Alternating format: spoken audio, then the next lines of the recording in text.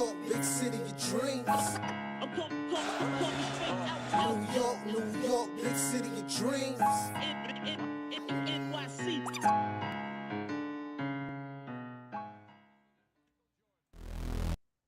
Woo!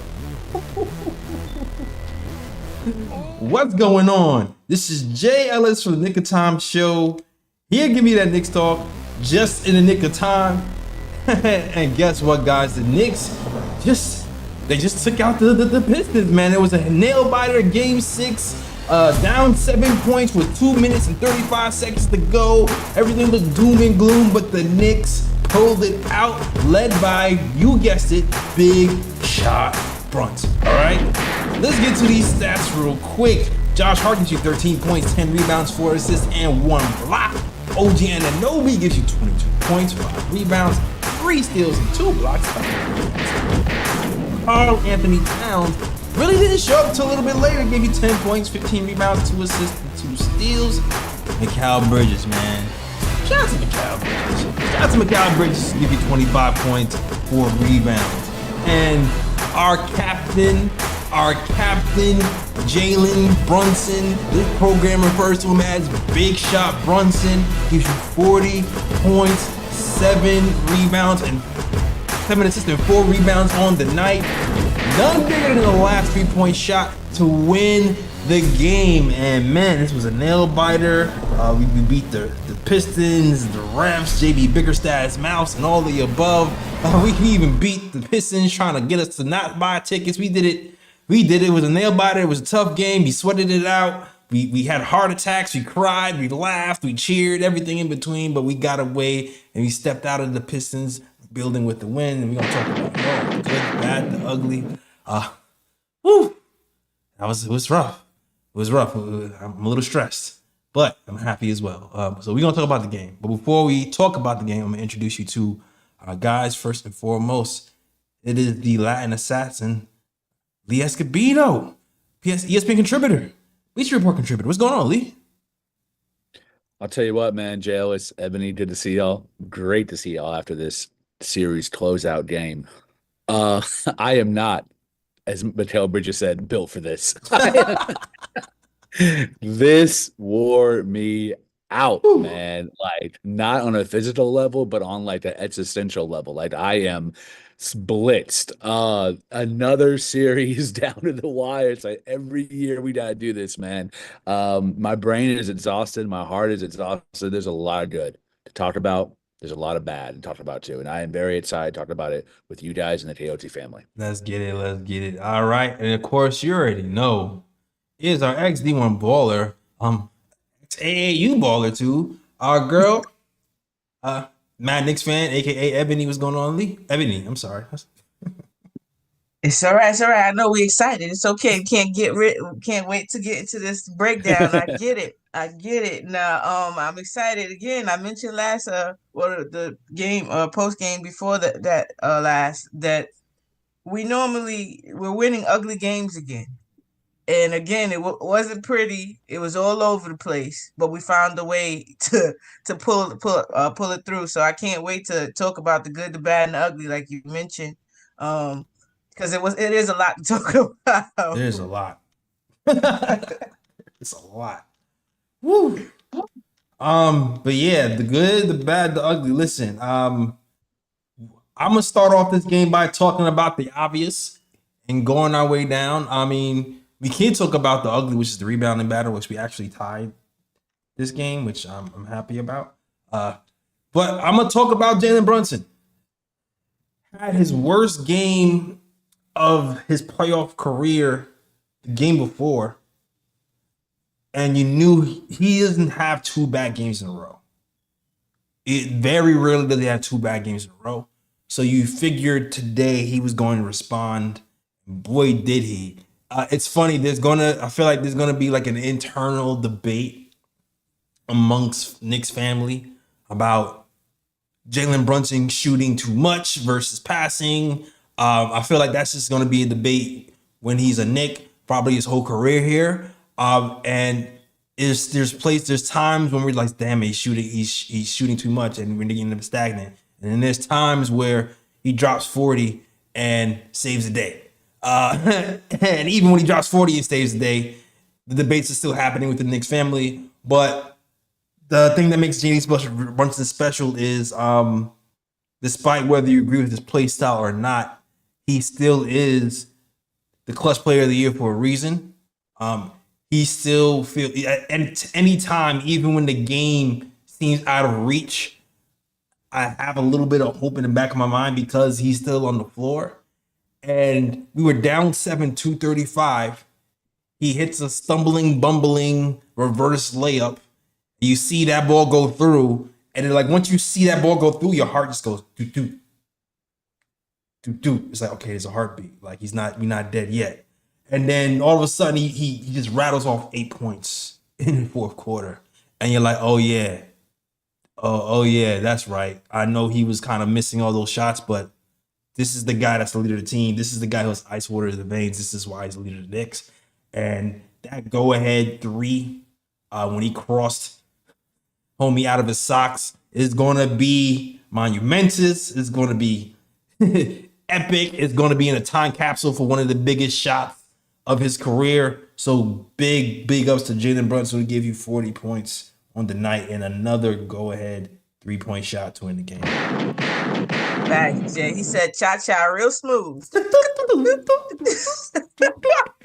Turn it out.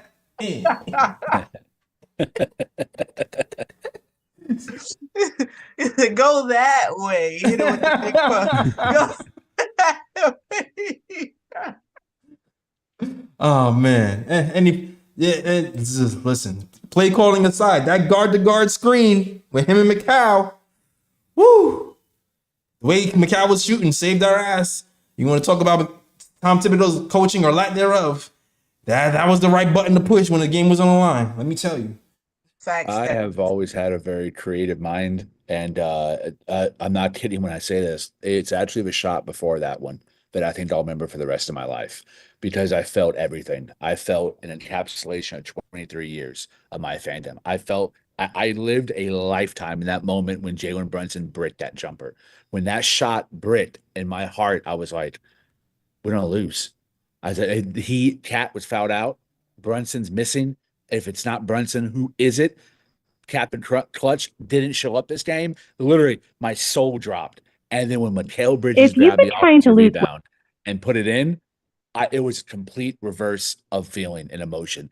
It was the biggest moment of jubilation I have had as a orange and blue fan and the entirety of my Knicks fandom. When Bridges, specifically Bridges, who knows how his teammate for many years shoots, knows the direction of the miss, knows his rhythm, got that ball and put it up. His coach told him to really attack the boards and crash the glass. That sequence is my number one favorite sequence as a Knicks fan. It made me feel everything. It was a symphony of emotions. It was a symphony of action on the basketball floor. That offensive rebound, to me, that was the moment that we needed Bridges. I believe it was game 2 or game 3, game 2, I think, where he could have hit the game winner. This, to me, was the game where I said, F the pits. It was worth it because of his basketball IQ, being there in the moment to finish around the rim and to pick up for your teammate when your teammate misses, to not give up on a play. Absolute number one iconic moment of my fandom. Nah, facts. McHale showed out today. I agree with what you said. He showed out. That dunk, the offensive rebound, that was crucial. And then we're gonna talk about the dribble handoff. Yeah, the dribble handoff from Brunson for that 3. That I love that shot. I love the play because everybody knows using Brunson's, like I've been asking, using Brunson's presence as a decoy. Right. Everybody knows Brunson is going to do Brunson, and they use him as a decoy. A little fake little dribble handoff, hits McHale for the 3 at the end. It was a huge shot. I enjoyed it a lot. Also because it came at the end of the shot clock where we would just depend on Brunson to make a miracle happen at that time. We didn't. We were relocating again, giving him better passing ways so that he can see. Because, Brunson's not the biggest. I get it. So to see over the top of players, sometimes you have to help him out. So I thought we did a great job of doing that today, though. Like, at the end of the shot clock moving. Josh Hart will try to do it, or whoever. OG did it a couple times, just relocating. I agree. And you know what else? You know what else it is about McHale Bridges in this game? Malik Beasley.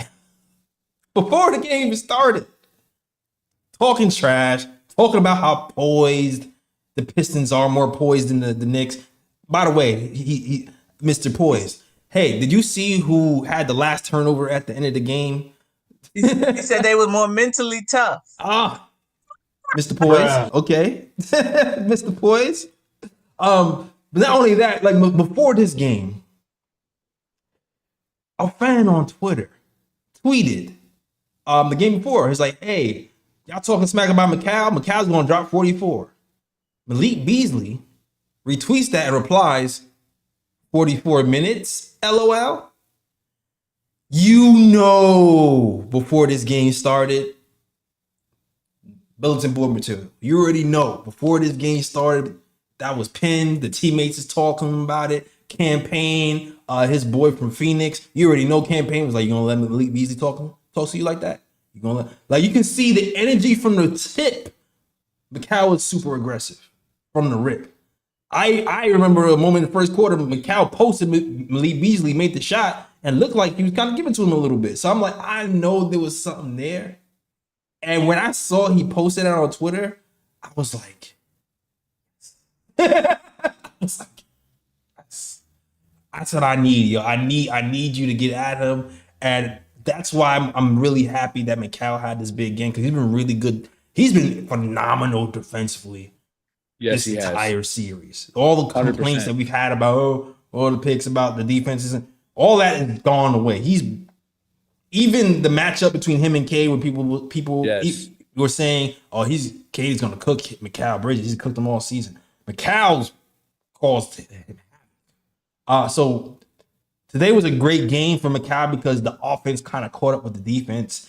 Even though he didn't hit like a bunch of big threes early, he hit some late, and that fadeaway, that mid range was money, and he was aggressive. The acrobatic passes he had when he was cutting and catching it and throwing it up before, like Mitch, just get a little bit of those hands, Mitch. Get a little bit.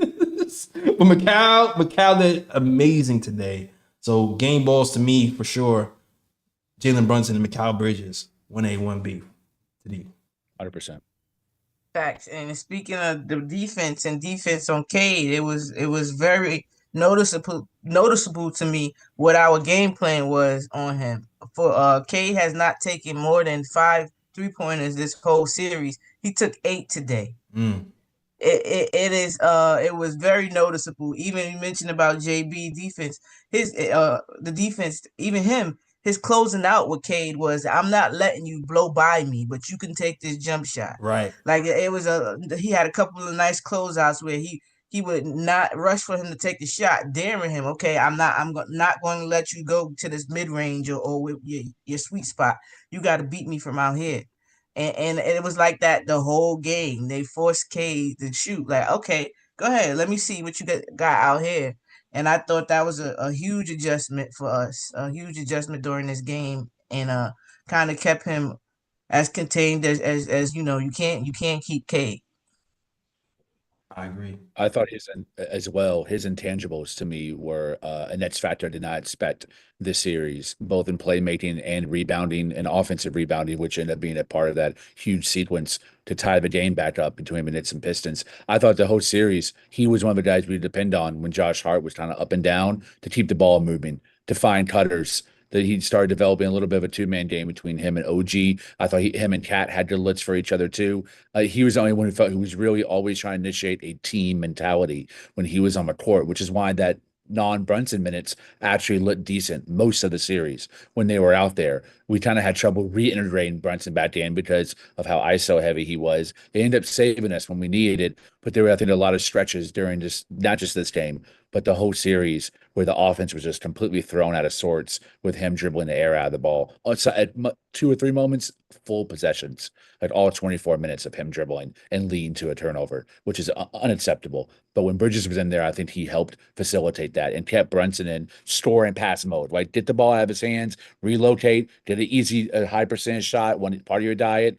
If you reset, if you don't get the ball, cheer on your teammate for getting a nice cut or a lay-in or a three. So yeah, Bridges was fantastic. Key rebounds, key passes, and I thought was the best two-way player in this game. That's why I give him the game ball even more. Even though Jalen Brunson hit the shot, we got tied by McHale Bridges. You muted him, Ebony. All the time. No, but yeah, Mikal did this thing, just doing it in every way. That the one of my favorite like two-way, I guess, possessions was when we stopped the poster and made a poster play at the end with that dunk. Yes. Like it stopped the OG with the dunk saving block, and then Mikal goes down there and posterized Cade. Take this, Cade. With the left. I'm sorry, it was the left. Man. So yeah, that was definitely one of my favorite plays. He had a lot of my favorite plays today, actually. That the 3-pointer, the offensive rebound, very much momentum and building moments. And he said it in his press conference. We built for this. That's what he kept repeating. Yeah. We built for this. We built for this. Facts, Mikal. You showing you built for this. And I would like to see this transfer over into the next series, please. But yeah, he played with a lot of heart today. I agree. What did you think about Cat's game today? Cat's game was interesting. I feel like I'll give the Detroit Pistons a lot of credit. They took Cat out the game offensively, like at least with the scoring. I felt like they doubled him a lot, and they forced McHale. It was like, okay, McHale, somebody else got to beat this. It's gonna be. You can't really take the ball out of Brunson's hands like you can a Cat. But I kind of felt like, we're gonna force Cat to pass the ball, and we're gonna get a steady diet of McHale and OG, and we'll live with that. Which is kind of why we feel like our team is a good team, because you can try to do that with us, and we have release valves in McHale and OG who can step up to the plate. But what did you think about Cat's game overall? I feel like it's mixed bag. What do you guys think? You just said the magic word, a mixed bag. Like he did some good things. Like I seen a couple times he played the pick and roll pretty good, hedging high. It's like a temporary. There we go. Temporary double team off the pick and roll, and then they will recover and go. I seen him do that a couple times, but he had some blunders, and the shots. Some of his shots were a little questionable at times. But the not taking an open shot for the turnover, that could have been huge. But Yeah. that could have been real huge if this game had went another way. This game is the closest we got to everybody really contributing, everybody going off. It was almost, we had about three and a half, I guess I want to give, or two. I gave it 2.5 good quarters. I don't think Cat went off at all. Cat was struggling. No, I'm not saying he went off. I'm saying as New York as a whole, I think we had 2.5 good quarters as a whole team unit. Meaning Mikal, OG, Brunson, and it kind of sucks that couldn't get Cat to have that game with them. Right. I was still looking for that game where they all get it going, but I hope whatever he has to do. I don't know. He has to work on getting better position, getting lower. Cat has to work on getting lower to get get some leverage on people, and he can work closer to the rim, whereas not on the wing, way out damn near the 3-point line, trying to make a post move or any move. That's a good point. Yeah, that seemed really purposeful by Bickerstaff to get Cat moved with physicality, especially when Tobias Harris or Duran was on him, that they were really pushing for him past the free throw line so that he had to start his dribble or start his mode of action, far away And that is the turnover space. You know, with that second step he's taking, where now it's a live ball. That's usually where he causes those turnovers, with either losing the ball in the carry or trying to put the ball on the floor and get it swiped. And Yeah. that leads to those transition points where Detroit thrives with their athletic guys getting to the rim. I thought Karl-Anthony Towns defensively this is one of his better games. He hasn't been awful this series. I've actually been fairly impressed. Always impressed with his one-on-one defense when it matters. Thought he did a good job on Durin. But I thought he also did a job at really denying the lob, breaking up a lot of lob plays and some decent action in pick and roll, too, specifically the games that we won. I thought him and Brunson or him and Payne had a good job guarding the 1 and 5 in those actions. But this is shooting. Only 3 attempts. It's a mindset thing with Cat, man. All the tools are there. The physicality's there. The footwork's there. Knowing how to use his skill set to get a bucket in any situation against any kind of look. It's unbelievable. But sometimes he hasn't had that mindset to shoot the rock. And I think years of inside the NBA and the media really hitting on him to get his big ass in the paint and try to score on a block has affected his mentality as a shooter, to not be high volume and just kind of pick and choose and try to find good spots, opposed to imposing your will and stretching the defense by being a lethal threat. And 3 attempts and only 1 mate, that's not going to cut it. It's barely cutting in Detroit, and it's going to be embarrassing in Boston if we continue a mentality of Towns with 0 for 1. Towns with 1 3-point attempt, Hart with 1 3-point attempt, Bridges with only 4. And you have OG and Brunson with 10 each. That's great. But OG only hit 4 and Brunson only hit 3. One of them huge, sure. But the mentality is, if you're not going to play 5 out because you have Hart out there, the other 4 guys need to be high volume shooters to at least space the offense for Brunson driving lanes. Yeah, I agree. It's just weird with Boston. I remember one of the games at the end. I know it was a regular season, but it stood out to me. It was the game they played against OKC. OKC didn't try to outshoot them. I think they took half the threes that I remember this game. that Boston took. It was just that they defended it and Boston didn't shoot well at all. So they basically made them miss and then took good efficient shots. They took the bona fide shots, the ones that you know that are have a greater chance of going in. So that game stood out to me because everybody always says that we have to shoot Boston to stay in, and I don't really think that you really have to. Ebony, I've been saying this since the beginning of the season. I don't think we have. I feel like we got to go inside with Towns. Not saying Towns don't shoot threes, but like Boston likes to do things like put Drew Holiday on Cat, and you can't let them do that. Like, we gotta just keep bringing them down there, forcing them to double.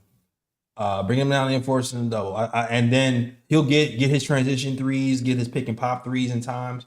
But if you're gonna put a Drew Holiday on Cat, we gotta force him to make a decision and double. I feel like the last game versus the Celtics was like our best against it, because when we started to do that, Cat was going crazy. Cat was going crazy that game. So I'm not saying I don't want Cat to shoot threes, but I think for the Boston Celtics specifically, how they like to switch everything, put smaller players on big people, Cat is like our biggest advantage in that series to me. Yeah, I see that point. Yeah, I'm sorry. Nah, I just wanted to say real quick about the game. The game 5 kind of reminded me of the game that we played against, the last game we played against Boston, where we did a lot of things. It wasn't the prettiest. We did a lot of things well, but it ultimately was us beating ourselves by missing free throws and turnovers. Mm-hmm. I felt. Go ahead, Lee. That's all I wanted to say. Oh yeah, I kind of decided I don't want to get too much into it because I'm sure we're going to do a playoff preview, and then I can bring up why I disagree with that mentality about Cat. I agree he has to abuse the mismatch for sure when he switched on to Derek White and Drew Holiday. No argument there, or Pritchard, whoever. But I do think he needs to take more threes against Boston than he did against Detroit, because Detroit's they're not a high volume team. They're a fair percentage wise as a unit, but it's only coming from 3 guys. I didn't think you need a high volume 3-point outing as a team or Cat specifically. Boston, you do. Boston takes a ton and they make a ton, and they've been pretty on fire in this playoffs, having to adjust with KP out and Drew Holiday and Tatum in certain games and having to adjust. They've really depended a lot on those high pick and rolls that end up with open threes for them. And I think it's important that we try to at least match their volume, not totally, but at least maybe 3 out of 4 quarters match their volume. And that will really involve Cat. We're not just above the break, but also finding him off of a curl or as the strainer and then having pick and pop motion. So to me, that's how I would attack it. But we have plenty of time to discuss that. I don't disagree with your theory. I think he should have used mismatches when it's Drew Holiday. I agree. Yeah. Can I tell you some of the adjustments that I thought that I liked? Yeah, go ahead for sure. Definitely the mix of the off ball JB and the off ball on ball, like use again, not having the ball always in his hand. I like that today. It was a lot of that. Either McHale, Josh Hart, whoever, trying to help him and get him some baskets. I thought for the second quarter we were moving the ball. It was just the player movement stopped. It was a lot of east to west, just the ball going around the perimeter type vibes, and nobody really cutting to the rim. But I thought we did a better job doing that in the third quarter, going back to that. Malik Beasley, I thought we did a horrible job, and I was so mad at our defense on him. We let him shoot into a rhythm. He shot his way into a rhythm. He had 11 shots, and one of them was wide open. Yeah, that we can't have those type of mental lapse against Boston at all. I agree. But I like the adjustment because he only got 2 shot attempts in the whole second half. They ran him off that line a lot. Yep, ran him off the line a lot. And people I see killing Mitch, but I'm not even going there. I already see people everybody don't watch the game the same. That's okay. I thought Mitch did a wonderful job on pick and roll defense in that preventing them 3-point shots and them shooting from that range. So, but people, they don't watch all that. I'm sorry. He's just a rebounder. That's what I hear. You know what it is? You know what it is today? Well, okay, so there was the after Mitch happened. The free throws kind of took kind of momentum out the thing and kind of took him out the game. I think that's why he ended up with the negative 10. He had the worst plus minus in the game. But also there's a thing where like he just got back and the team is not used to playing with him offensively. And it shows because they don't throw a lot of lobs. They throw a lot of like low passes, bullet passes. So it's like a lot of learning on the fly. So it's really good that like, wow, okay, they're passing Mitch the ball, but like the type of passes that you pass to Mitch aren't the type of passes that he's seen in a Knick uniform in any year. Exactly. I feel like he's got passed the ball more in the playoffs than he has in the last 3 years. So it's like there was one pass when Campaign passed him the ball, and he like kind of went for it, but then stopped because he thought it was supposed to go to somebody else. Yes, yeah. And then he went out of bounds. So yeah, it was like a mixed bag with Mitch. I feel like next season, if like a lot of team is still together, what Mitch will look like with the rest of the team offensively should look a lot better. Because we still kind of have to remember that Mitch is pretty much learning how to play with different teams on the fly. Yeah, fact. And like you mentioned, it was a mixed bag. I'm not gonna say he was the greatest dominator today, but he was part of the reason Cade sold on that layup. Yeah, the fourth quarter for sure. Yeah, him and OG did a wonderful job of making that a tough, ugly shot for Cade. Also, I had mentioned about what was it, the 3-point? It was something else I forgot. That's why I be writing things down so I don't forget, y'all. We was talking about running Beasley off the 3-point line. Oh yeah, and shout out to Lex the Destroyer who called him Malik Choke Easily. Yeah. I like that one. Oh my, yo, it's always the loudest. Yo, also shout out to JB Biggerstaff for granting us a point, man. Like when the game was on the line, I was like, Vickers, man, he's the most annoying coach ever. Facts. Oh my gosh. I'm surprised they didn't. I'm surprised he didn't get. He was asking to get kicked out of this one. Yeah, he was testing the limits for sure. He was definitely. Oh, and I mentioned about one of the other adjustments I saw that we made was about the east to west. Not only did we do more player movement, even though our handle, a lot of us are not playmakers. The handle, we don't have AI Kyrie handles a lot of people on our team. Hell What we were doing were they taking a dribble or two towards the basket, making them think that's what we were trying to do, and then adding more movement towards it instead of just having the ball on the wing and then just passing it right off the back. They make them think, oh, I'll go to the hole, try to get somebody to react, and then kick the ball around or start the ball movement. I thought that was a pretty cool adjustment also. And yeah, I think that's about it. I think that I can remember because my memory shot. Asura Thompson, we did let him get that dunker spot like once or twice today, less than we did before. But one thing that I noticed that we did, our approach, again, different approaches, scouting report, adjusting, was that we were not going to let him get anything easy. Beat us from the line. You're not a free throw shooter, so you're around that rim. I'm fouling you. Now you got to beat me from this line. So that was pretty cool adjustment. I like that. I like that approach actually. Agreed. I was staying on the silver lining when Cat fouled out. I'm not gonna lie, there was a part of me that preferred Mitchell Robinson out there to close the fourth quarter.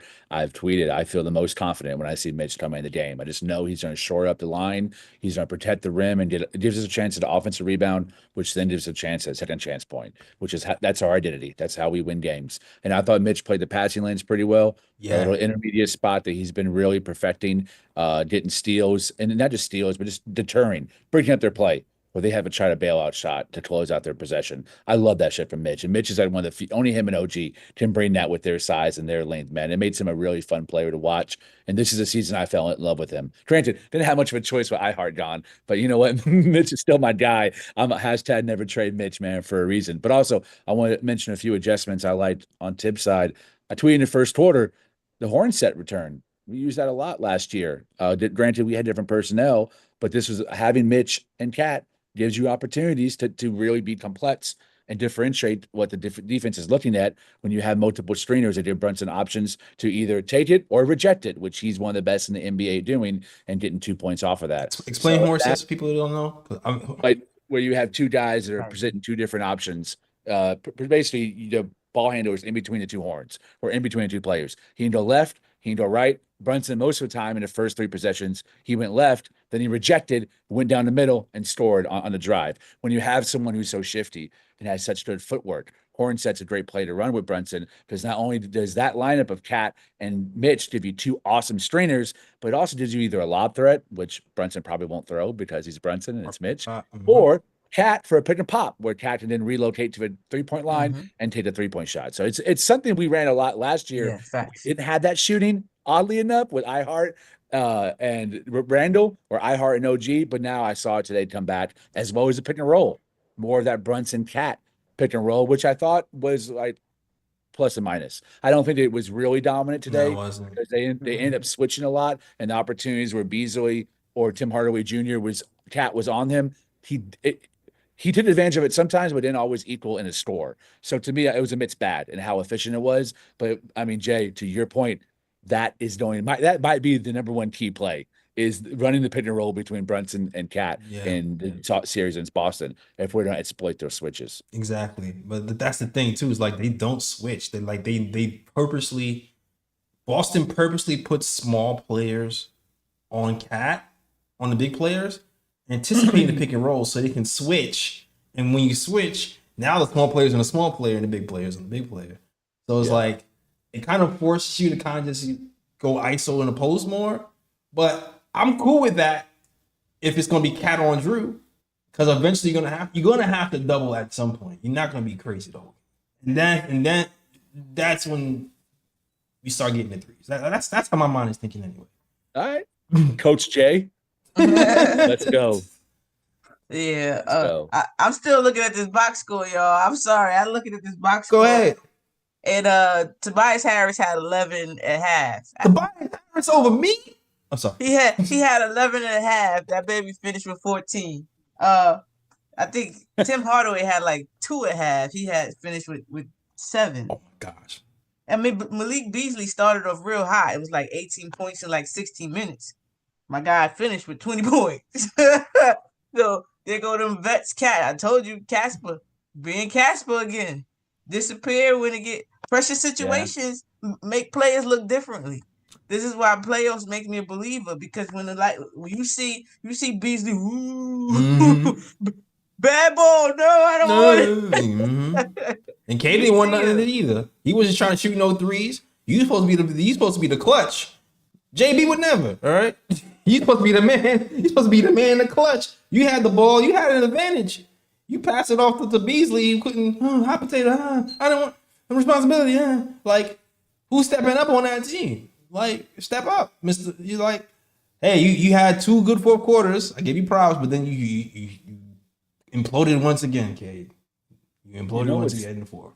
And when to go home, you went home. You know what's kind of hilarious about the Pistons is the story around them, the narrative the media has built, and rightly so, is that this group of young rad-tad players, couple lottery picks, are starting to meet their potential and have become a very good Eastern Conference team. That is true. But in the fourth quarter, I was looking for the young players. I was like, 4 guys they picked up this season. Tim Hardaway, Beasley, Tobias Harris, and Dennis Schroeder. It's funny that all those young guys were on the bench, because when the boats start tightening, you need that veteran leadership out there. Right. So it was 4 salary dump bums and Cade Cunningham. And that's what was stressing me, bro. It was that reality. Why is this game so close against really 3 guys that were kind of a dump? And one guy who was signed to a contract for what he was giving, Tobias Harris, but he was kicked off of his own team. It was so frustrating by how much talent we have on this Knicks squad, two-way talent, to be in such a tightly contested game 6 after being up 3-1 against a lot of role players and one, in my opinion, superstar. But you're right, Jay. He's not clutch, and he didn't show up. This game still should not have been so close. Yeah, our turnovers were an issue. That was the biggest issue today, was the turnovers. Like we've gotten better at rebounding. I think we tied the rebounding battle today, but today they scored 24 points off of turnovers. We actually had more turnovers than they did, which is uncharacteristic of us, especially in big moments like the fourth quarter. We had a lot of turnovers. So it's like we just did a bad job of taking care of the ball, and we kept them in the game, man. We kept them in the game. Like, we beating ourselves. Facts. Making stuff a lot harder. Inconsistent. It was like every other quarter. First quarter, one of the best first quarters we played in a long time, especially in the series, right? Right. And then second quarter was like one of the worst quarters we played in the series. Come back out the quarter that's killing us. They said we're gonna have to start calling McHale layup line Bridges. But yeah, Knicks actually had a layup line before the third quarter to solve their third quarter woes. and we actually had a good third quarter. So might be on to something there. Might be. But it's crazy that they don't. I thought that was mandatory. I guess as you get in the pros, you don't have to do stuff like that anymore. I guess so. Trying to conserve legs, I guess. But yeah, we almost beat ourselves today with the turnovers. We got the window, man. And the one thing that's really been concerning me this whole series, the bench, man. The bench has been bad. We had Cam. Thank you, Cam. Campaign won us 1 game. So Campaign, haven't been consistent the whole time, but you got us a game. So I'm not even gonna go super hard on Campaign because you got us a game. I agree. Deuce, where you at, my guy? They said we're about to not be able to call him Deuce. He about to be Miles until you get it right. I agree. No more Deuce. Yeah, he hit that 1-3 in the first, and then nothing. Like in one of the runs where they was catching up, it was like Deuce went to the hole, pass up a shot, went back outside, over dribbled it off his foot. Yeah, I remember that possession. And it was like, bro, what's happening right now? And then McHale turned it over right after that, and then the Pistons were right back in the game. I was like, yo, Deuce, man. We just, I mean, listen, the good thing is the series is over. He has another chance to bring something to the next series. Hopefully he gets it together. Shamet has been banished to the shadow realm. He got sick one game and never came back. He's still somewhere. He's still in the toilet. I don't know where he is right now. But we need something. I know Shamet has been, a little disappointing, but I still feel like we need to at some point go back to him just to see if something happens. Just be 5 minutes. Just to see something, damn it. Because I feel like, we have McHale, we have OG, but we're gonna need our bench to get over the hump with the Celtics. We need something from them. 100%. I also want to give a shout out to Mitchell Robinson, who I thought was top 3 most important player of the series. He was huge off the bench. That's why I chose him as the X factor. There's no one on that team that can match his size or ability. He is so damn skilled on the defensive side. Unbelievable. Every time he came in, I felt like we either retook the lead or carve into a trailing from behind, a deficit. Just incredible moxie and intangibles this series. But for me, it's Shamet. Like, if you're not going to play Shamet, Tibbs, I'm trying not to levy too much criticism on him when he doesn't deserve it, but I think this is one of those situations where if Payne's not hitting, Deuce ain't hitting, and Shamet's not playing, let's try to see what DeLon Wright has. He's 6'5". He showed you solid defensive intangibles. He's got a lot of playoff experience. He can shoot the 3. That's really all you need from that role. It's a catch and shoot corner 3 guy.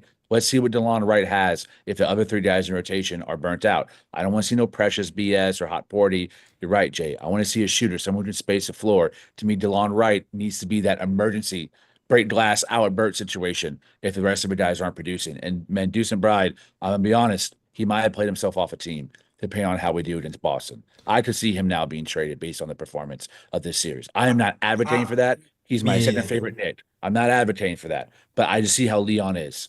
You have a bad playoff performance as a young person, typically you're off the team in that season. I don't like that. It's just how it is. I feel like he's still too cheap to do that.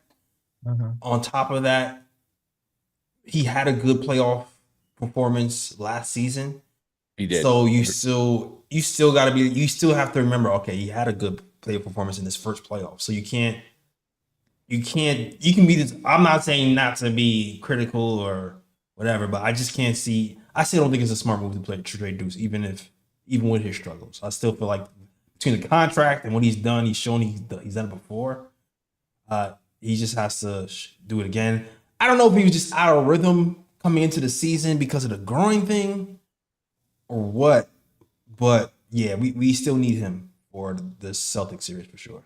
I agree, Jay. I'm not advocating for him to be traded. I don't want him to. I don't think he should. I disagree with what I think Leon might do. I just think the door is finally open. I'm hypothesizing here, but I think he could be used as a trade piece, matched with a contract like maybe Mitch. I'm also not advocating this, but he's kind of the sweet piece that other team wants, right? Is the potential of Deuce. But honestly, Dennis Schroeder cooked him most of his series too. Their matchup head-to-head off the bench, Dennis Schroeder absolutely blitzed him. And I think Schroeder, to me, on paper, I'm like, fill that campaign role for us that season. I would love to have him off the bench. I know it's too soon to think about that, but that type of vet stepping up when you need it, man, I'm open to it. Yeah, he was kind of like our TJ McConnell last year, because remember last year, TJ McConnell was cooking Deuce. This year it was Dennis Schroeder kind of cooking Deuce. Yeah, it seems that Deuce has the type that gives him a problem, and it's understandable because the type is a smart player, right, somebody with extreme, smart basketball IQ, know how to get to their spot, know how to get you up in the air, just patient, change your pace, not always just the fastest person, just to change your pace, to change your directions. It's always, the Richard, was it Pritchard does give him a problem. TJ, like you mentioned, TJ McConnell give him a problem. Nimhart had actually gave him a little issue too. So it's the same type of guard. Hopefully, there's not a good matchup on Boston for him either. They all have size. Yeah, I hope I like we said, mentioned Grace with Deuce. That kind of we'll see what happens in the second round. A lot of times, role players they don't match up well. It's just not their series. This one series, it could be. We'll see what it looks like before, but yeah, just it doesn't. He's not looking like Deuce right now. Offensively, maybe his head a little bit because it's such a big moment and he's not producing. Right. But Yeah. today was like the first time in a long time in the series that I thought Tibbs allowed them to kind of work through it, play through it. It was more consecutive minutes to me. What do you think? I think it was only because Josh Hart was in foul trouble. Okay, that made And Mitchell Robinson, they was doing the hack a Mitch thing. So it was just kind of like those are the two guys who kind of would play over Deuce in the rotation depending on the situation. And so since those guys were kind of like foul trouble versus the hack a Mitch, he's like, all right, you know what? Let's go Deuce. And I think that I'm not sure if Josh had 4 fouls, that same situation would happen. Yeah, you might be right. Yeah. I think you are. Yeah, factor in. Yeah. But I'm hoping he may be able to let them do that a little bit because that's kind of hard to go from what they were doing in the regular season to do well in these 2 minutes right now. Right, exactly. That's why I kind of wish we went back to Shaman a little bit, because he was going so well towards the end of the season. Like I hate to just go from like completely cold to like all right now performing in the playoffs. So like I hate that. Like I know he was sick one game, so maybe that's why he didn't get it back in. But damn, damn, it is what it is, though. It is what it is. Only other thing I really want to talk about, 63 fouls this game. The reffing was interesting. The reffing is really interesting this game because Pistons fans, they complain about Jalen Brunson foul grifting and flopping and which is okay, cool. Sometimes he might do that. I can see that. But then there's like another thing that's happening where like nobody talks about, and it's the screens that the Pistons set are not even screens. Like we have guys who fight over screens really well. And because they fight over screens really well, I feel like we get penalized for it because they just straight up hold them or push them with 2 hands to prevent them from fighting over screens, and then we get foul called on us for them pushing us or pushing back. That's been like a narrative that nobody has kind of touched on ESPN when they talk about how physical this series has been. Like they get and how much fouling Jalen Brunson gets away with. They get away with not getting any foul calls on them for all the illegal. It's Bam Adebayo times a million. Yeah, they could be a bunch of O-lines for somebody's football team because the way they face guard, it's just straight hold on the chest and push. Yeah, sometimes grabbing the jersey while pushing. Yeah, Tobias Harris. Tobias Harris and Beasley. Yeah, the whole time. Tobias Harris and Beasley, Tim Hardaway, all of them. And it's like, what are you supposed to do? The foul on... Okay, they talk about Jalen Brunson as an actor. Dennis Schroeder, he played in LA, okay? Had some acting experience. You can't tell me Dennis Schroeder don't be throwing his body on the floor. The way he held OG and then like did the somersault, I'm like, come on, oh my God. Y'all really fell for this bull. Y'all fell, and then correct me if I'm wrong. If you review the play and see somebody is holding the play with 2 hands and that foul is committed before the throw, wouldn't you then say the offensive player committed the foul first? Like, I thought that stuff mattered in the NBA. Who committed the foul first? Just like y'all, only happens in New York Knicks. The refs literally looked at the play, saw that Dennis Schroeder fouled him first, and said, "So what? I don't care." It's like if you're not going to call that foul, you can't then call the foul on OG for getting him off of him, for retaliating. It's like it doesn't make any sense. It just makes no sense. And then the Tim Hardaway Jr. two-handed push off on Deuce McBride. I'm sorry, Miles McBride. Pushes Miles McBride to the floor. Right after that, OG is right next to him. The play is called over. The whistle is blown. Tim Hardaway Jr. then pushes OG to the floor right after that, as well after a dead ball. No foul called, no flagrant, no timeout, no unsportsmanlike, nothing. It was just, that's just it. It's like, man, down to like when Brunson is down to the fourth quarter. Brunson is trying to like come free from screens, and they're literally holding him with two hands. So it's like sometimes I'm just like, sometimes I don't even care that he's foul grifting me, because the stuff that's happening before he touches the ball is so crazy that I'm just like, do what you gotta do.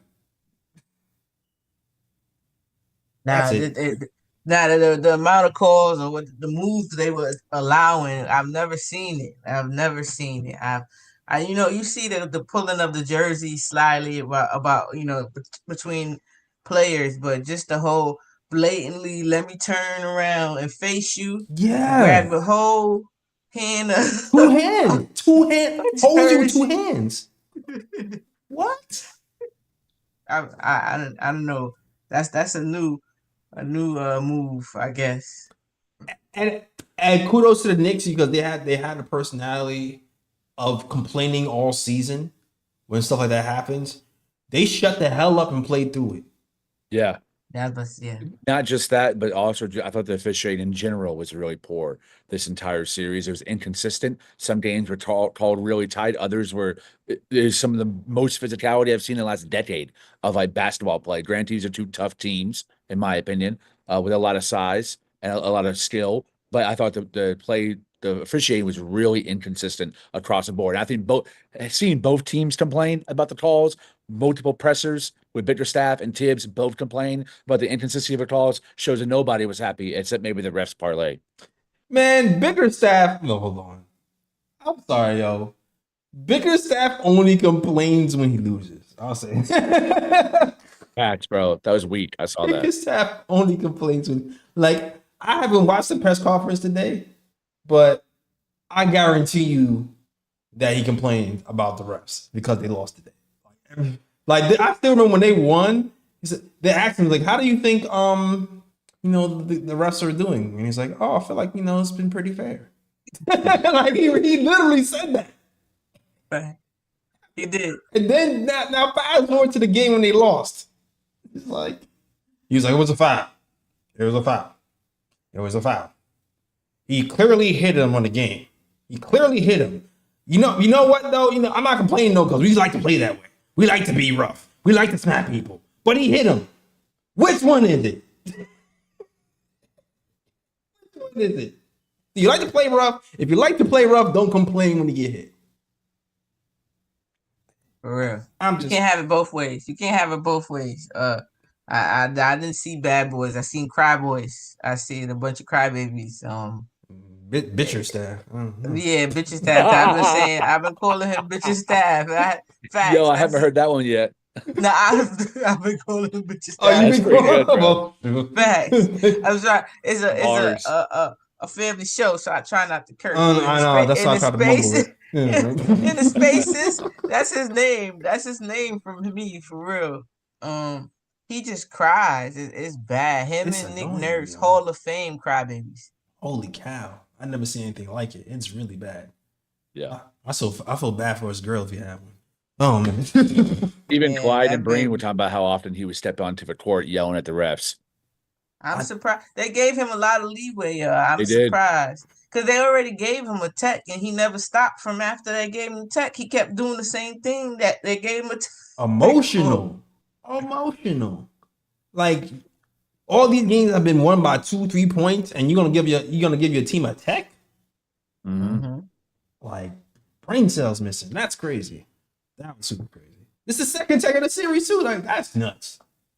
But I mean, kudos to you, man. You helped us win. Appreciate you. Appreciate Jalen Duran again for being on our side. him. That baby need the basketball version of Hooked on Phonics. Mm? He just he just not he's not No. he doesn't read the game at all. Like Oh man, or the situation. yo, when he was doing the jump ball, I knew before it happened that ball was gonna go out of bounds. I knew before.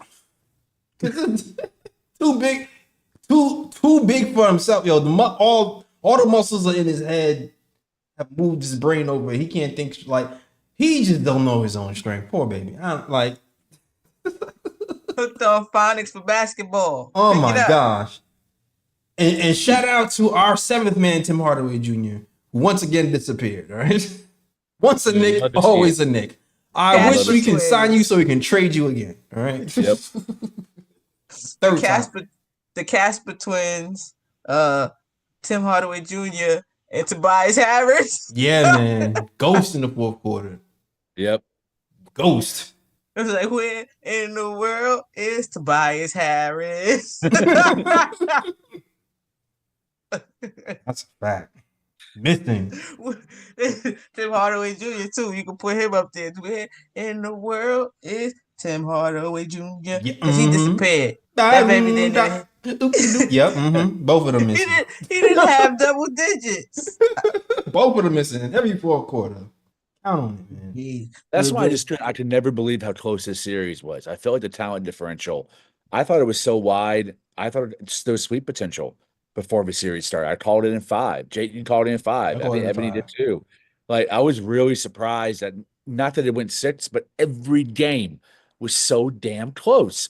And they would get a lot of good production from guys that usually don't produce. And if they only scored 9, 10 points, it was a really key 9, 10 points. Like I was just really shocked at how well coached they were. Biggerstaff has gotten better since the last time we saw him in Cleveland because this roster is not as good as that roster, and this roster play is better. And Cade Cunningham's floor leadership, I want to give a little bit of props. I thought they really used their athleticism and their switchable defense to full effect. They made a grind out, gritty series. Even though we controlled the pace, they were still able to execute in the half court sets because Cade Cunningham is a master of the mid range. Thought they were really good at exploiting the dunker spot, really good on lobs, really good on backdoor cuts, really good on curl plays. For Malik Beasley, I think we contained the volume, not necessarily the efficiency, which you need to beat them. But man, for them to be able to survive and thrive in under 100-point score games, that's something I thought only the Knicks could do. Detroit's here. Cade is for real. They have all their picks, I believe, and they have pretty tradable contracts. The future's very bright. In Detroit, I'd tip my hat off to them because they played hard-nosed defense. They play tap basketball. I would be proud of my team playing if I was rooting for them. So very well-coached team. I love seeing Detroit back in basketball glory, back being competitive. My hat's off to them. That was a great series. Probably the opponent I respect the most of everyone we played so far was this team and how strappy they were. Yeah, and you see the importance of defense and rebounding. You always have a shot. You mentioned how you were surprised how close it was. I was surprised that they won as many games. Facts. I thought the games would be close because I knew they would be able to make it ugly. But I thought we would be able to our experience be able to carry us, above that. But yeah, rebounding and defense, this is what it does for you. And we talk about, the old saying, talent, hard work beat talent when talent is not hard working. So that's kind of the case. A lot of times this series is us not matching energy or handling our business. So yeah, this is what you get. This is what defense gets you, is why I hang my hat on it, and I would like my team to too. You always have a shot with it. Yeah, we always got a shot. We always got all the talent we have, especially with Brunson, Cade, McHale, OG. Those guys playing defense. We always have a shot. We just need the bench to show up. We just need to set the alarm a little bit earlier so they can wake up, get into the game, get some shots up. We just need the bench to wake up, and maybe we can do something a little bit more. But yeah, good series, good game overall. We got out of there, man. It was a rough one. We got out of there, man. JB for 3 win the game. I'll take that any day of the week. Woo! Shout out Knicks basketball. And Man, shout out to the chat. We haven't talked to the chat at all. We just been going. We got some super chats. Yeah, chat, super chat, all of it. First, shout out to Tony Banks. Oh, we got 2 super chats. Okay. Tony Banks, we got a $10 super chat. Shout out to you. Says, I'm stunned. It's funny because usually I'm stunned is left for, we lost, but I guess he's stunned the way we won. So I get it though. It was a crazy game. Down 7, 2 minutes and 35 seconds left. I get it. I definitely get it. Also another super chat. Michael Parker. Shout out to Michael Parker. He's been here a long time. He sends a $10 super chat. Says, salute Knicks Nation. The bench must contribute more or we're getting smoked. I agree. We need some off the bench. We can't just rely on our starters. We need them to have a little breaks at some point. Somebody else has to contribute. Even if it's campaign for a couple of more games. All right, cool. Shout anybody, do you read anything from the chat? Yo, shout out to Ryan G in the building. The legend. The legend Ryan G. Shout out to Phil Porter. I know he was here earlier, Phil. You're still here. Shout out to you, too, man. Let's the Destroyer. Yeah. Anybody see anything you want to point out? Yeah, man, shout out Let's the Destroyer in the chat. He's the mod for Into the Knitverse. Good dude, solid all around takes. I see him showing love in the chat today. Appreciate having you here, bro. Salute to you, appreciate you, definitely. Yeah, I seen some Prezi the boss with another one that says that Beasley had New Orleans Noel's hands. I saw that. He called him Malik Greasley. I like that one too.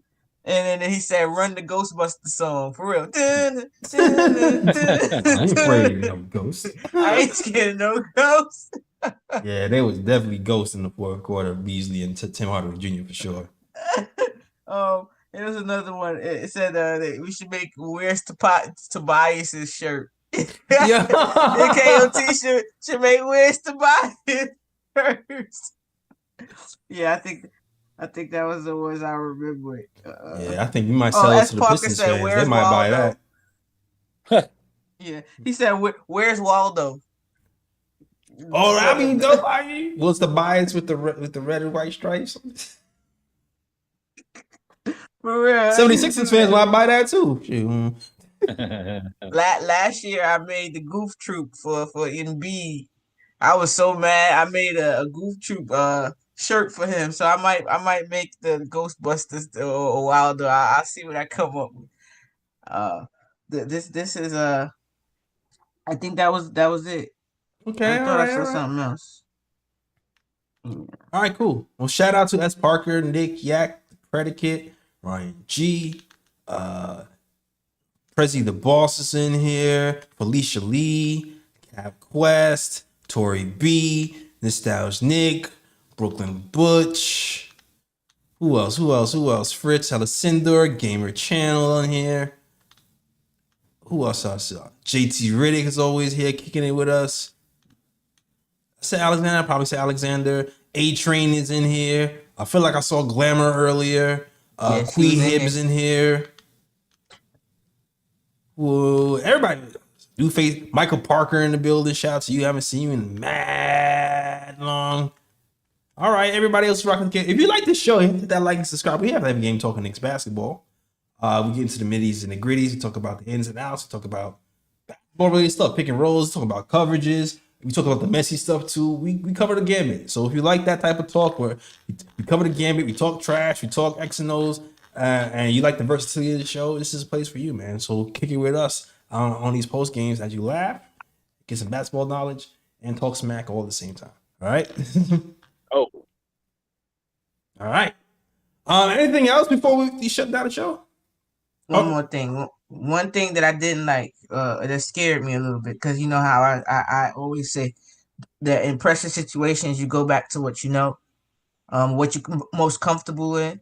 And that's after we missed a couple of shots, we were getting good looks. They were very good looks. The ball movement was getting us. We just couldn't hit shots like the first quarter or whatever. So, and I think part in the second quarter too, we couldn't really hit shots like that. But Dang, I forgot where I was going with this. Oh yeah, when we miss the shots, then we go straight back to a couple shots in straight ISO mode afterwards. It's like panic, ISO. Straight as soon as a couple shots don't go down, it's ISO mode for a minute until they be like, all right, we need everybody back involved type vibes. Right, right.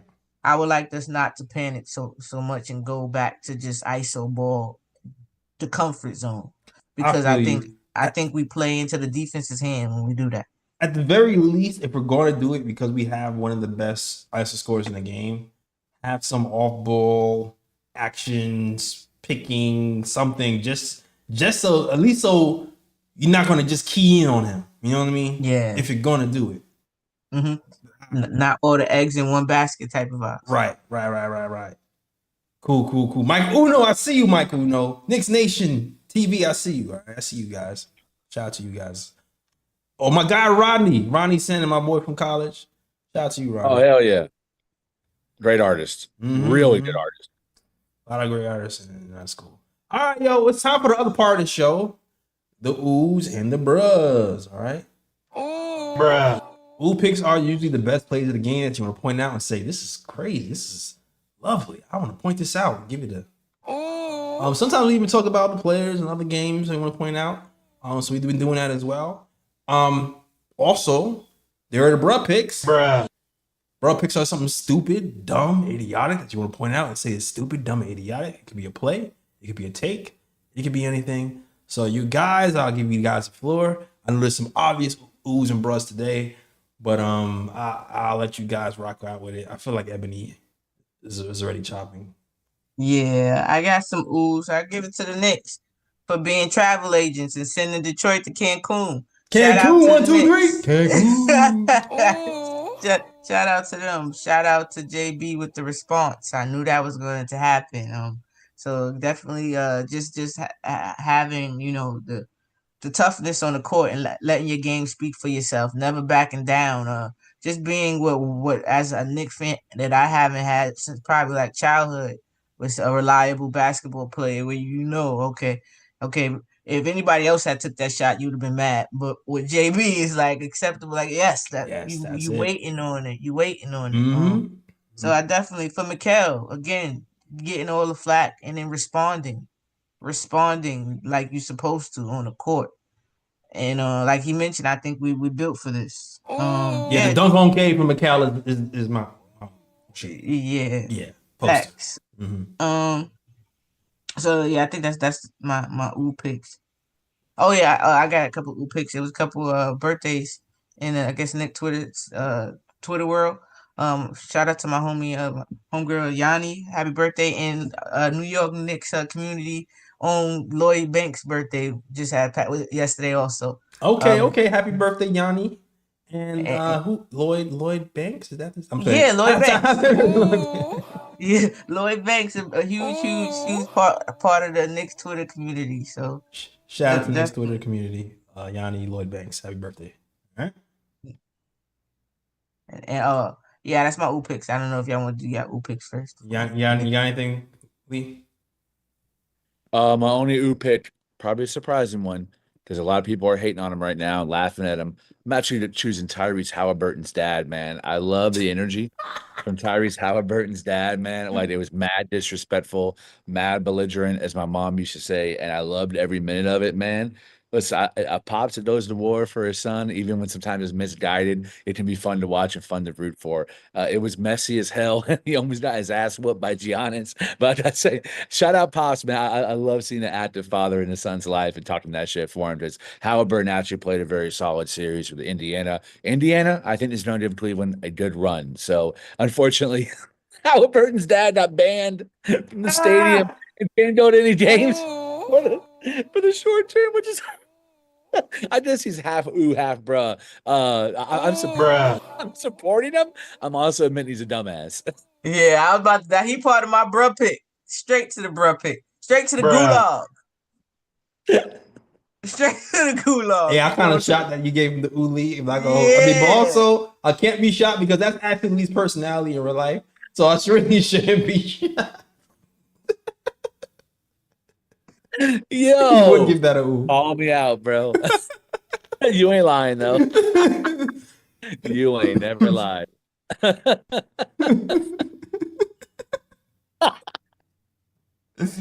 Oh, predicate. Giannis I would've didn't know whooped it's his ass. I'm not gonna hold you, coming man. up. I'm not gonna hold you. I kind of halfway respect it too. I'm not gonna.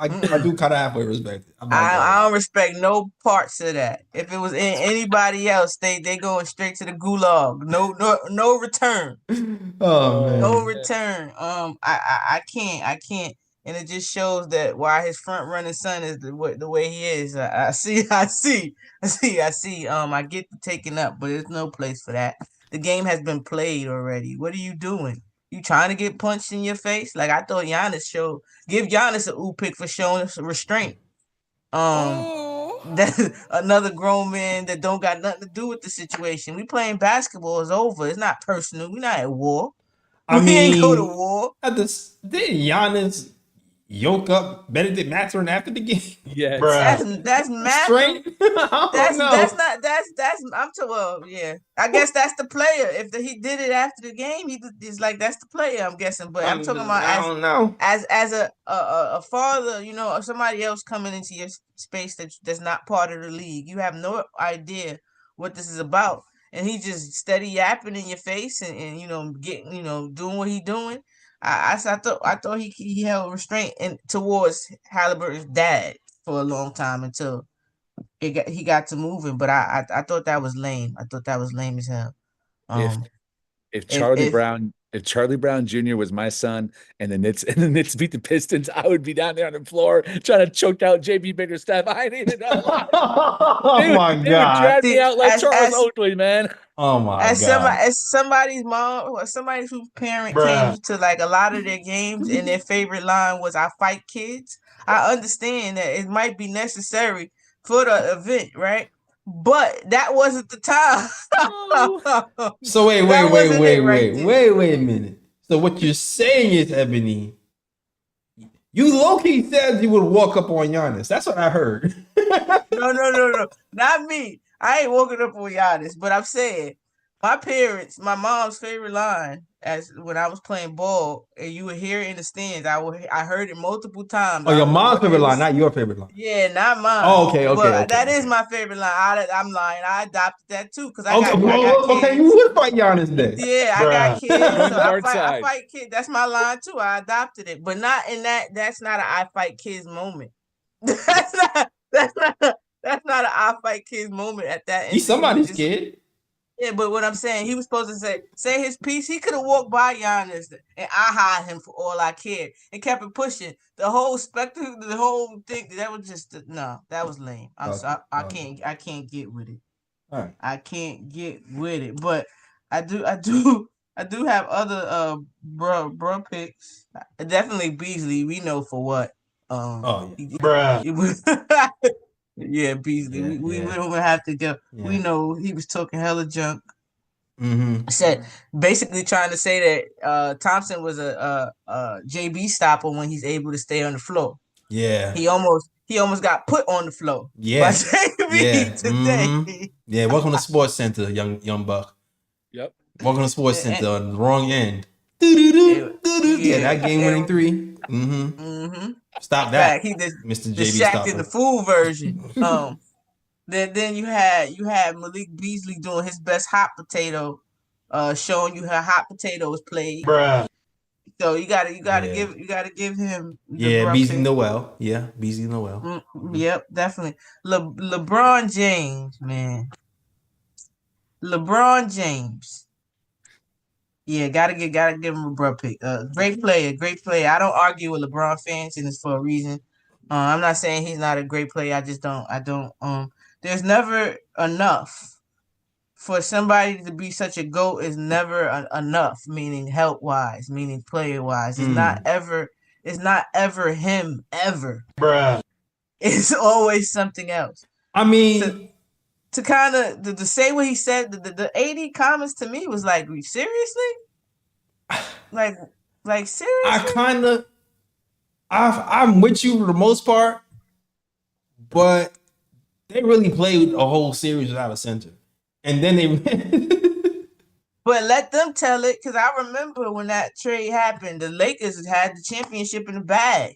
They tried to gaslight us, and I'm like, that's not going to work because it's two alphas. Both of them babies need the ball, and one of them babies don't play defense. He can't even spell defense. He spell beer. Yeah, turnstile. Definition of turnstile. That's what he is. Yeah, he can spell beer. He can spell. Yeah, facts. Another one that need the hooked on phonics version of basketball for defense though. He need to, because he's lost. He's lost. So he could get the bruh pick too. Him and LeBron. They can share it together. There you go. They can share it together. But yeah, that was definitely one of mine. And the other one would have to be Rashard McCants with this whole North Carolina debacle that's going on right now. I just want to be taken out the group chat, please. Bruh. Yeah, the Rashard McCants, Raymond Felton, Theo Pinson, beef triangle. I don't even know how to explain it really. Y'all just do your Googles. It's a hot mess. It is. I believe the people not wearing the crown though. Well, we all know McCants is on the show for like hot takes, comic relief, kind of like me. He their punching bag. Bruh. No, you're not. Who he said? Kind of like who? He said me. Nah, you're not. You're definitely not McCants. Nah, no, don't do that. That's an insult to yourself. I won't let you do that, Lee. Jay's giving me the bruh twice in one show. I didn't agree with it. I just did it for comic timing. But you're definitely not McCants. As much as I agree or disagree with you, you're not McCants. McCants is literally there for the audience to laugh at for how dumb his takes are. And it's not even laughing at his takes. They're literally laughing at him. He's the one year that they want you to laugh at him. Like, yeah, it's like obvious. He's not there for his well-rounded thought process on basketball. He's just really there, just facts. he on this. Somebody look at this dude. You know, look at him. Exactly. Tap dancing on that show. All right. Yeah, that's it. I'm done. I think that I can remember. I'm good. I got one more. I want to give a shout out to the Predicate. His birthday's on Saturday. Okay. Happy birthday, Predicate, man. My bad. Predicate. Him and I be debating on Twitter. He's always got great takes. He knows the game like the back of his hand. Very thoughtful, intellectual dude. Really nice guy as well, and very fun to debate with too. He does never get too personal or too serious. He keeps it about the topic at hand. A really smart basketball mind and great friend of the channel. Appreciate you, Predicate. Happy birthday, man. I hope you're surrounded by love. Okay. Happy birthday. Happy birthday. Wishing you many, many more. All right. I'm good. Long show. I'm ready to get to these Celtics. I mean, we could do a preview show maybe Sunday. That'd be cool. Hell yeah.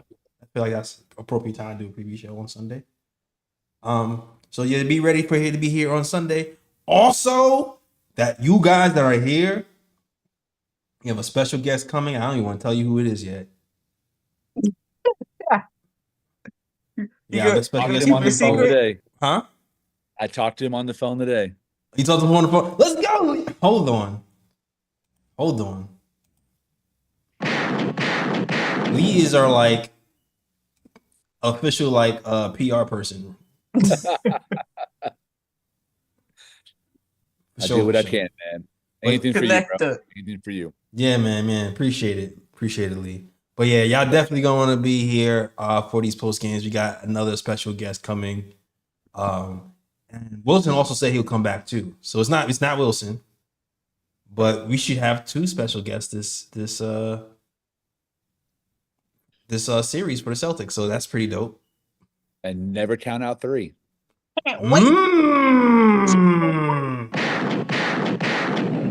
Things that make you go.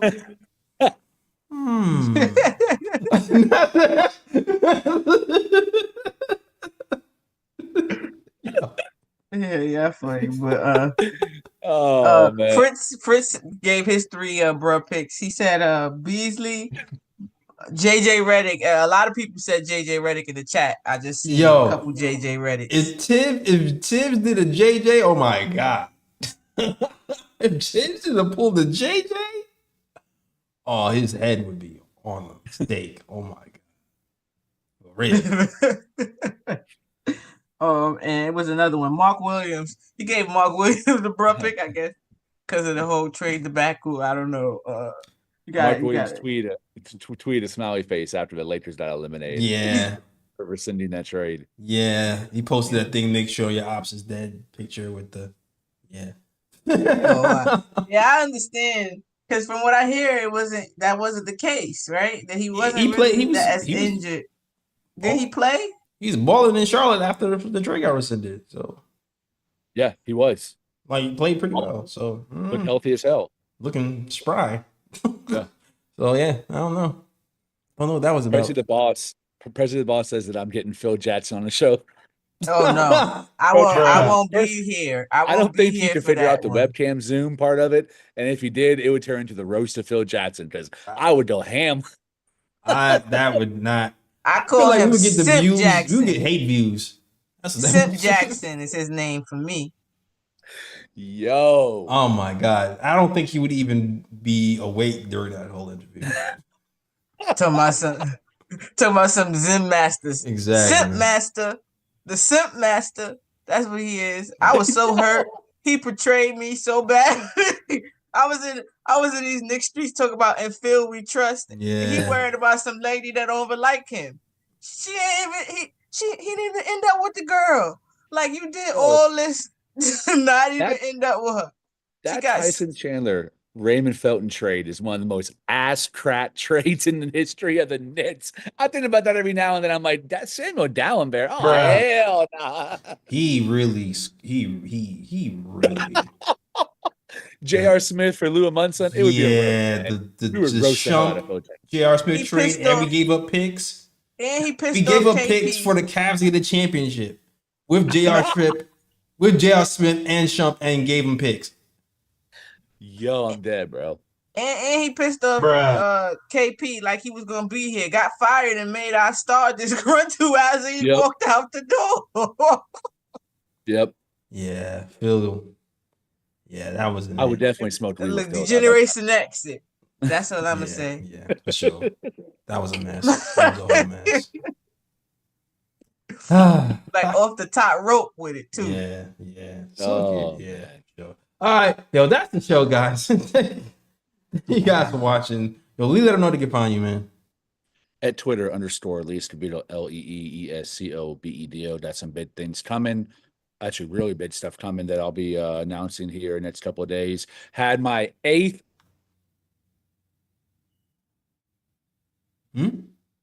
The froze. 2025, damn it. That's the thing I'm actually the most out there for the masses, for others to read, means the most to me. So hold on, Lee. Pause. You froze right before the big reveal. You said I had your 8, and you just kind of froze for like 8 poems published in the year 2025, nice. Which is that's the thing I'm the most proud of.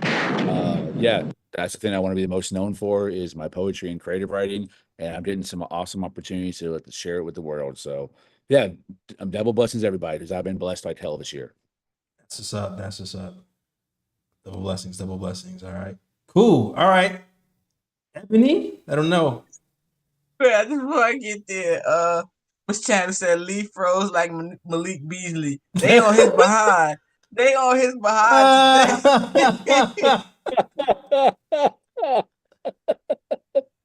Oh shoot. They on his behind, man. But he deserves it. He deserves it. I can't stand that guy. I remember the stories that came out with him and his pregnant wife. So screw that guy. I remember that. But you could whatever. Let's like I said. Screw that guy. We ain't got to talk about him no more because he in Cancun. He on his way. 1, 2, 3. Cancun. He's gonna be someone who's gonna get overpaid this summer as a free agent. I think he's making $2 million now. He's gonna get the bag. Yeah, for sure. I just hope it's not us that does it. So I really can't stand that guy. Yeah, you can find me here after every after every Knick game. You can find me on Twitter, Twitch, Instagram. Feel like I'm TikTok at Mad Knick Fan. Before every Knick game, we hold a space called Your Take Knicks on Twitter, and training camps and the WNBA is in the training camp right now. And I do a post game space after every Liberty game on Twitter. So yeah, that's my handles. Okay, cool. You can find us at the KOT Show on Twitter, the Knick of Time Show on Instagram, and the Knick of Time Show on Facebook as well. Also, listen to us on SoundCloud, iTunes, Google Play, and Stitcher. If you want to listen to KOT content on in your audio airwaves, all right. We will be back on Sunday to talk about Knicks, Celtics. Be there or be square. Cool. That is our show. Thank you guys for watching. I saw somebody else shout me out, so shout you. I don't know who I saw, but shout you out, my guy, whoever, somebody with a J. I missed it. Joey Cavello. Shout out to Joey Cavello who just came in here. And I hope I said your name right. Yeah, shout out to Joey, man. All right, that is the show, guys. Thank you guys for watching. You guys already know. Also, shout out to TikTok. My bad, TikTok. My bad. I need to give y'all love too. Shout out because I'm shouting out you too. Shout out to people on TikTok. Jason, Caprista, shout out to Charlie Lupo, shout out to Mark P. Coos. Wait, I can read. Morpico 16. Or maybe I can't. Shout out to Samorona 212. Shout out to Jack Iglehart. If you're liking the show, hit that like and subscribe. We're here after every game talking Knicks basketball. So hopefully, not like and subscribe, you hit the follow for us on TikTok. All right. We're here every post game talking Knicks basketball, and we'll be here Sunday talking Knicks, Celtics. All right, that is the show. Knicks win, big shots from Jalen Brunson, McHale Bridges, even Cat with the steal at the end. Shout out to Cat. That is the show. Thank you guys for watching, and as always, you know the deal. Shout out the worldwide West. Everywhere we go, we leave a worldwide mess. It's a mess out here in these Knicks streets. That's the show. Knicks win 6. We out of here.